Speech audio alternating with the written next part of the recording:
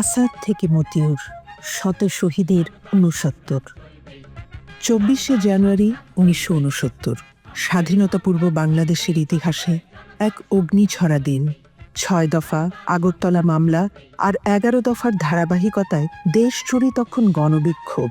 ঢাকা বিশ্ববিদ্যালয়ের ছাত্র ও কৃষক নেতা আসাদের রক্ত জাগিয়ে তুলেছিল ছাত্র শ্রমিক জনতাকে। নারী, শিশু কেউই পিছিয়ে থাকেনি।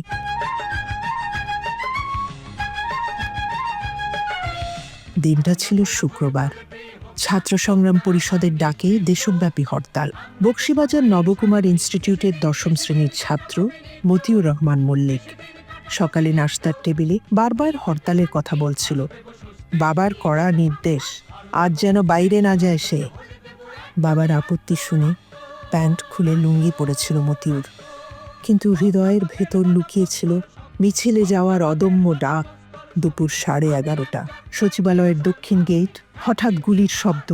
পুলিশের গুলিতে ঝাঁঝরা হয় মিছিলের মুখ। খবর ছড়িয়ে পড়ে চারিদিকে। রান্নাঘর থেকে বের হয়ে মা দেখেন ছেলে ঘরে নেই।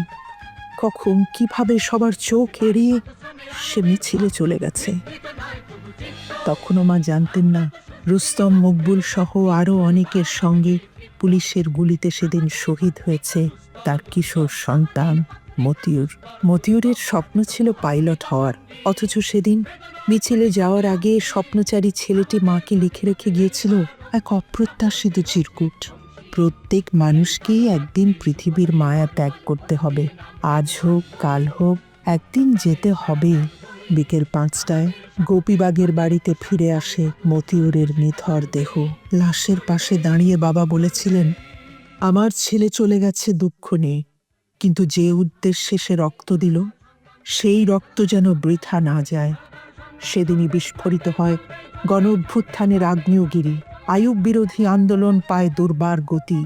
পরদিন 25শে জানুয়ারি বিক্ষুব্ধ ঢাকার নাখালপাড়ায় 4 মাসের শিশুকে বুকের দুধ খাওয়ানোর সময় টিনের বেড়া ভেদ করে পুলিশের গুলিতে শহীদ হয় গৃহবধূ আনোয়ারা বেগম।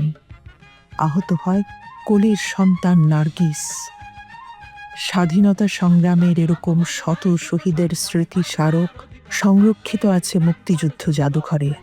মুক্তিযুদ্ধের ইতিহাস জানতে আসুন মুক্তিযুদ্ধ জাদুঘর।